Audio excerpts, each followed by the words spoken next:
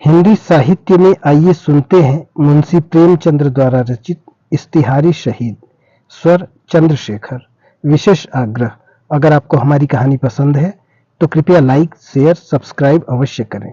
अपना शुभ नाम, कहां से आप सुन रहे हैं, कमेंट बॉक्स में कृपया लिखने की कृपा करें। धन्यवाद। मेरी सादगी, मेरी सच्चाई, मेरा भोलापन मेरे लिए जी का जंजाल हो गया।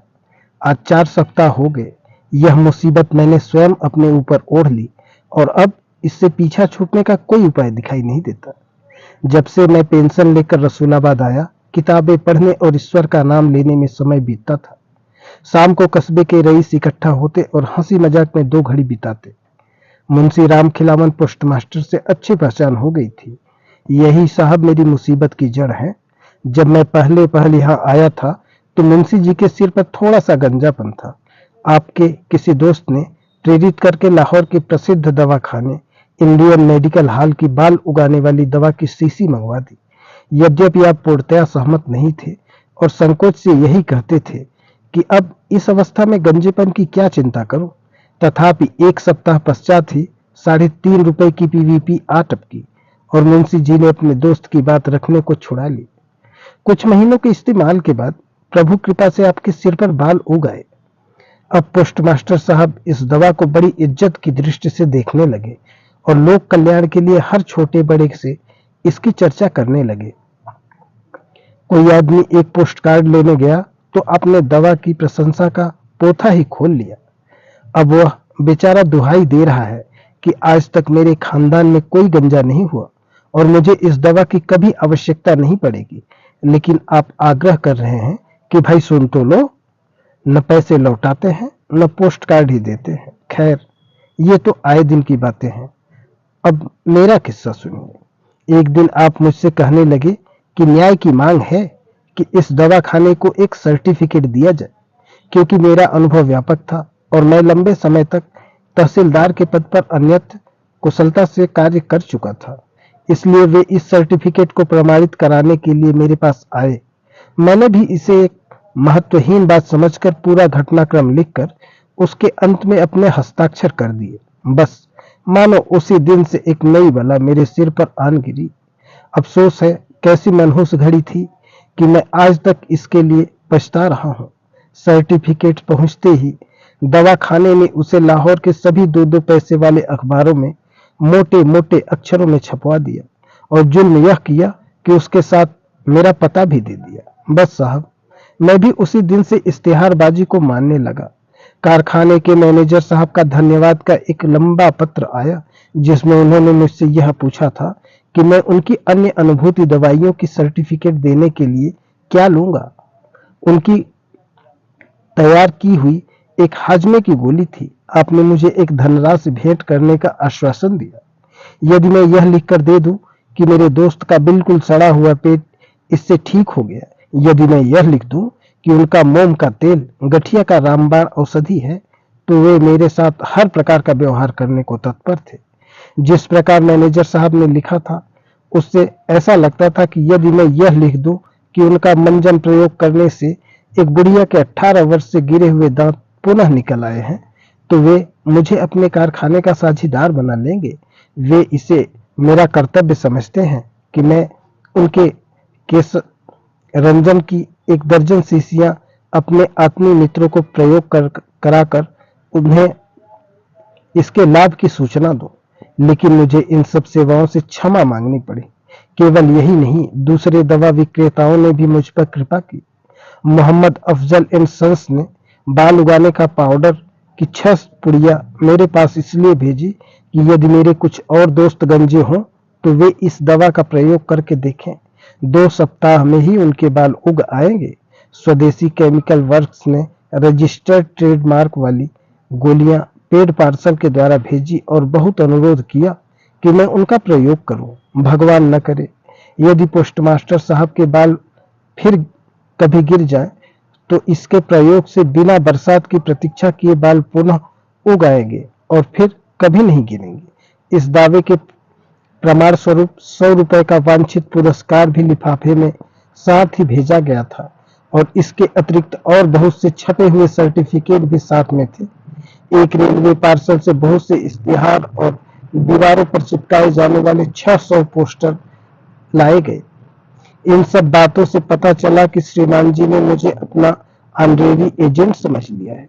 जरा यह उदारता तो देखिए, आपने मेरे माध्यम से जाने वाले ऑर्डर पर उचित कमीशन का भी वादा कर लिया।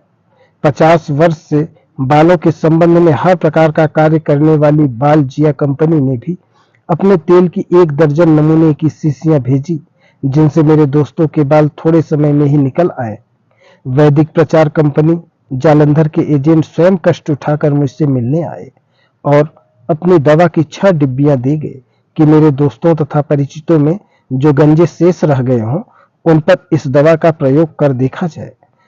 मतलब यह कि मैं इन कृपाओं से इतना परेशान हुआ कि मैंने लाहौर के दैनिक अखबारों में छपवा दिया कि अब मेरे कोई दोस्त गंजे शेष नहीं रह गए और इसलिए अब कोई साहब अपनी मूल्यवान दवाएं मेरे पास परीक्षा के लिए भेजने का कष्ट न करे। लेकिन इस पर भी मुझे छुटकारा न मिला। वास्तव में जितने प्रकार के पत्र मेरे पास आए, यदि मैं उन सब की नकल करूं तो एक भारी भरकम किताब तैयार हो जाए। मैं विश्वास के साथ कह सकता हूं कि जिस दिन से पोस्टमास्टर साहब के गंजेपन के अनुभव अखबारों में प्रकाशित हुए, तब से इस कस्बे की डाक चौगुनी हो गई है। कन्याकुमारी से लेकर हिमालय तक का कोई भी गंजा न बचा होगा जिसने पोस्टमास्टर साहब के गंजेपन और स्वदेशी मेडिकल हॉल की दवा के संबंध में मुझे कम से कम 2 पत्र न लिखे हों। उन हजारों पत्रों में से गंजों का ऐसा अनुभव हुआ है कि यदि किसी समय गंजों का कमीशन बैठा तो मुझे विश्वास है कि वह मेरी ही अध्यक्षता में बनेगा। एक सज्जन ने बहुत प्रेम प्रदर्शन के पश्चात जिज्ञासा की कि क्या पोस्टमास्टर साहब जन्मजात गंजे थे। दूसरे सज्जन जानना चाहते थे कि क्या उनका गंजापन वंश परंपरा से चला आता था और यदि ऐसा था तो वह उन्हें दादा या नाना किसकी ओर से उत्तराधिकार में मिला था, और यह कि उनके खानदान की महिलाओं में तो गंजापन नहीं होता। एक अंग्रेज डॉक्टर कलकत्ता में बालों के संबंध में प्रयोग कर रहे थे। उन्होंने अंग्रेजी में एक चिट्ठी लिख भेजी जिसमें सिर का एक नक्शा भी बना हुआ था। पोस्टमास्टर साहब के जो बाल गिर गए थे, उस नक्शे में उन्हें पूरे करने का निवेदन था। गंजेपन के स्थान के किनारे पर कितने बाल छोटे होकर रह गए थे, प्रतिदिन कितने बाल गिरा करते थे और कितने बाल बीच में टूटे थे, ये डॉक्टर साहब बालों के संबंध में एक पुस्तिका लिख रहे थे। उसके लिए उन्हें इस प्रकार की जानकारी की अत्यधिक आवश्यकता थी। यदि मैं उनके उत्तर लिखने का प्रयास करता तो अवश्य संभावी था कि मेरे परिजनों को उपचार हेतु मुझे आगरा के लिए चलता करना पड़ता। जिला झांसी से एक सज्जन ने पूछा कि क्या ये वही मुंशी राम खिलावन है जो उनके कस्बे में पार्सल बाबू थे। उनके भी गंजापन था और यदि वे वही सज्जन हों तो अभी तक उनके जिम्मे बकाया 15 दिन का मकान का किराया, जो कि ₹1.25 के हिसाब से 10 आने होता है, वसूल करके डाक द्वारा या दस्ती भेज दो। बनारस से एक सज्जन ने पूछा कि इन मुंशी जी के नाखून भी थे या नहीं, यदि नहीं थे तो बालों के साथ साथ नाखून भी निकले या नहीं। एक पंडित जी ने कृपा पूर्वक लिखा कि जब ईश्वर ने उन्हें बाल नहीं दिए तो उन्हें ईश्वर इच्छा के विरुद्ध बाल उगाने की क्या आवश्यकता थी। आप समझिए कि इन बातों से ईश्वर बहुत रुष्ट होते हैं। दूसरे यह कि गंजा भगवान और पुत्रवान होता है। फिर मेरे दोस्त ने ऐसी गलती क्यों की। तीसरे यह कि अब जो हुआ सो हुआ। अब वे इसके प्रायश्चित में प्रत्येक एकादशी को एक निर्धन ब्राह्मण को भोजन करा दिया करें और कभी ऊंट गाड़ी की सवारी न करें। हजरत हकीर लखनवी ने मेरे दोस्त के बाल उगने की प्रसन्नता में एक कसीदा लिखकर मेरे पास भेजा। हजरत नूर ने गंजेपन से हकीम से पूछा कि क्या जले हुए सिर पर भी पुनः बाल निकल सकते हैं। पटना के एक सज्जन ने तो हद ही पार कर दी। आपने अपने विवाह का छपा हुआ निमंत्रण पत्र और जन्म पत्री भी भेज दी। अजीमाबाद के एक हकीम साहब ने लिखा कि यदि मैं 2000 रुपए उनके पास अमानत के रूप में जमा कर दूं तो वे अपनी अनुभूति दवाइयों के इश्तिहार दें और नफे में भागीदार बनाए। जिन्होंने अपने घोड़े के बाल बहुत अधिक कटवा दिए थे। ऐसे एक सज्जन ने मुझसे उपचार पूछा कि कब तक बाल पुनः निकल सकते हैं और यह कि पोस्टमास्टर साहब की दवा से लाभ होगा या नहीं। डिप्टी झमकलाल साहब ने पूछा कि उनकी कुतिया के बाल गर्मी में गिर जाते हैं और जानवरों पर इस दवा का क्या प्रभाव होता है। एक सज्जन का बच्चा गलती से इस दवा को पी गया और इसलिए उन्होंने मुझसे यह पूछा कि बच्चे के पेट के अंदर तो बाल नहीं निकलेंगे और उसका दम तो नहीं घुटने लगेगा। उन्होंने मुझसे सलाह भी मांगी कि यदि उसे बाल सफा की एक शीशी पिला दे तो कैसा रहे, ताकि बाल निकलने के साथ साथ साफ भी होते चले। कम मूछों वाले जवानों के 1342 पत्र आए, जिन्होंने यह पूछा कि क्या इस दवा से उनकी मूछें बढ़ जाएंगी। एक सज्जन को मूछों की कमी के कारण पुलिस का एक पद नहीं मिलता था। उन्होंने बहुत अनुनय विनय किया कि जैसे भी संभव हो उनकी मूछों के लिए किसी भी मूल्य की कोई भी दवा देखकर भेज दी जाए। कई हजार नौजवानों ने पूछा कि क्या इस दवा के प्रयोग से उनकी पत्नियों के बाल कमर तक पहुंच सकते हैं। दूर दूर के स्थानों से हजारों आदमी मुझसे मिलने और मेरी राय मांगने आए। सच पूछिए तो उन सभी ने मेरी बोलती बंद कर दी। खाना पीना, उठना बैठना, मेल जोल, स्नान ध्यान सब हराम हो गया। मतलब यह कि जिस समय देखिए कोई न कोई सज्जन आए डटे बैठे हैं। जहां कहीं बाहर जाता वहां भी यह बला मेरे साथ साथ ही रहती। एक बार की बात है कि मैं एक आत्मीय के विवाह के एक दूसरे शहर में गया। वहां भी सारे शहर के गंजे मेरे दर्शनों को आए। एक सज्जन ने तार देकर मुझसे पूछा कि क्या मुंशी राम खिलावन साहब दवा का प्रयोग करने से पहले सुबह शाम दोनों समय अपना सिर पानी से धोया करते थे, और यह कि वे दवा की मालिश किसी नौकर से कराते थे या स्वयं करते थे। एक दिन मैं हजामत बनवा रहा था। मेरी नाक पकड़े हुए नाई उस तरह साफ कर रहा था कि एक सज्जन दौड़ते हुए आए। पता चला कि आप स्नान कर रहे थे कि आपके सिर के 2 बाल हाथ में आ गए। बस फिर क्या था। उस समय से ही खाना पीना सब हराम है और इस होने वाले गंजेपन के भय से दुखी है और मुझसे उपचार पूछने के लिए लगभग 200 मील से आ उपस्थित हुए और मुझे हकीम का विरुद्ध दे दिया। एक बार मुझे सूचना मिली कि किसी समय मुझ पर बहुत कृपालु रहे जौनपुर के कमिश्नर मिस्टर एडम्स साहब बहादुर साहब की गाड़ी से मेरे कस्बे के स्टेशन से होते हुए जा रहे हैं। मुझे उनकी कृपाएं याद थी और भैया के संबंध में भी स्मरण करना था, इसलिए मैं उनसे भेंट करने स्टेशन को गया।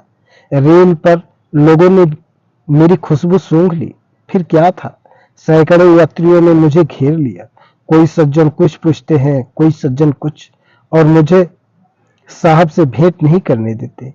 इस बखेड़े से मेरा पूरा उद्देश्य, जिसके लिए मैं इतनी दूर आया था, व्यर्थ हो गया और मैं दांत पीस कर रह गया। हाय, मैंने कैसे बुरे समय में सर्टिफिकेट को प्रमाणित किया था कि यह बला किसी क्षण भी पीछा नहीं छोड़ती।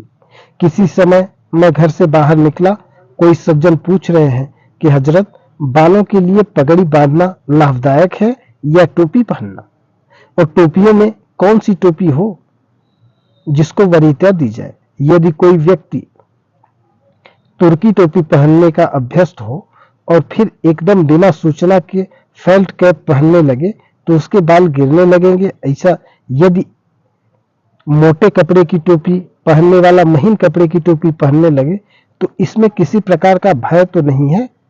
एक सज्जन रात को 2 बजे की गाड़ी से जाने वाले थे। स्टेशन जाते समय मेरे मकान से गुजरे, मुझे जगाया। मैं बाहर आया। दुआ सलाम के बाद आपने पूछा कि रेल की यात्रा में रात के समय टोपी पहने रहें या उतार कर रख दें। इसके पश्चात कहा कि मैं उनकी टोपी को तोल कर देख लूं कि वह उनके दिमाग के लिए भारी तो नहीं है, क्योंकि आपको स्मरण होता है कि किसी अखबार में आपने टोपी के वजन और स्मरण शक्ति से संबंध के बारे में कुछ सुना या पढ़ा हो।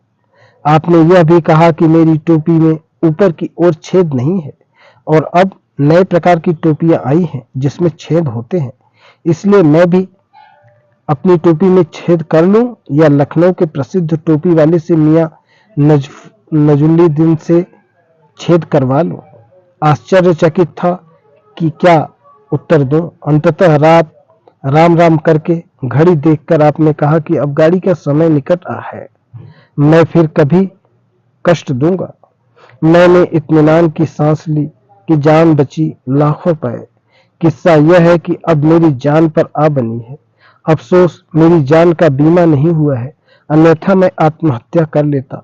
अब तो जान देने में पेंशन की चिंता होती है। मैंने 35.5 साल बहुत सख्त अधिकारियों की देखरेख में काम किया है, बहुत से मोर्चे जीत चुका हूं, लेकिन यह बला सिर से किसी प्रकार भी नहीं टलती। आह, मेरी भलमानसता मेरे गले पड़ी और अब मेरी जान संकट में है। यह मुसीबत अब बिल्कुल असहनीय है। मैंने नौकरों को बार बार समझाकर कहा और बर्खास्त कर देने की धमकी भी दी कि प्रत्येक व्यक्ति से पहले काम पूछ लें, तभी मुझे उसकी सूचना दें, और यदि उसके गंजापन हो या बालों की चर्चा करे तो उसे किसी मूल्य पर भी मकान में न घुसने दें, चाहे वह कितना ही आत्मीय क्यों न हो। लेकिन उस दिन जब मैं बैठक में बैठा था तो एक सज्जन 1 घंटे से डटे हुए बैठे मिले। आपने बहुत सम्मान के साथ प्रणाम किया। मेरा माथा ठनका, लेकिन मुझे चाहे अनचाहे बैठना पड़ा। अब श्रीमान उठे और सब दरवाजे और खिड़कियां बंद करके धीरे से बोले कि कोई सुनता तो न होगा। मैं घबराया कि यह व्यक्ति अवश्य ही मेरी हत्या करने आया है। मैं भी अपनी जान से ऊब चला था। फिर भी मैंने यह कहना आवश्यक समझा कि भाई ठहर जाओ, मैं अपने वसीयतनामे पर हस्ताक्षर कर लूं। इसके उत्तर में उसने अपनी टोपी मेरे पैरों में रख दी और मुझसे वादा करा लिया कि मैं उसके किस्से की चर्चा किसी से न करूं। इस शपथ सौगंध के पश्चात उसने अपने सिर से नकली बाल उतार डाले और तब मुझे पता चला कि उसके सर पर एक भी बाल नहीं था। वह कहने लगा कि इन नकली बालों से उसे बहुत कष्ट होता है, लेकिन नौकरी के कारण यह ढोंग बनाया है और उपचार के लिए आपकी सलाह लेने आया हूं। उसने अपनी जेब से एक आतिशी शीशा निकालकर मुझे दिया, 2 रुपए भी भेंट किए और कहा कि इस दूरबीन से मेरा सिर देखकर बताइए कि कहीं यह असाध्य तो नहीं है। मैंने उसको मुंशी राम खिलावन के पास भेजा और इस प्रकार इस अटल बला से अपने सिर से टाला। अब श्रीमान, मुझको अफसोस के अतिरिक्त अपने भाग्य पर रोना आता है। ईश्वर की सौगंध, अब कभी मुझसे ऐसी गलती नहीं होगी। मैं अपनी वसीयत में शर्त लगा जाऊंगा कि मेरे कुंडे में कभी कोई व्यक्ति किसी की दवा को प्रमाणित न करे, अन्यथा ब्रह्म ज्ञानी मित्र इस ईश्वर के बंदे को भी पागल बना देंगे। अब चाहे स्वयं हजरत ईसा मसीह ही क्यों न कहें, लेकिन इस पापी से पुनः इसे प्रमाणित करने की गलती न होगी। जिस मुसीबत में मैं स्वयं अपनी मूर्खता से आ फंसा हूं, उसे मैं मात्र लोक कल्याण की दृष्टि से सार्वजनिक कर रहा हूं, ताकि देश के अन्य निर्दोष व्यक्ति इस बला से सुरक्षित रहें। पोस्टमास्टर साहब और दवा विक्रेताओं को मैं इसके अतिरिक्त और क्या कहूं कि भगवान भला करे। धन्यवाद।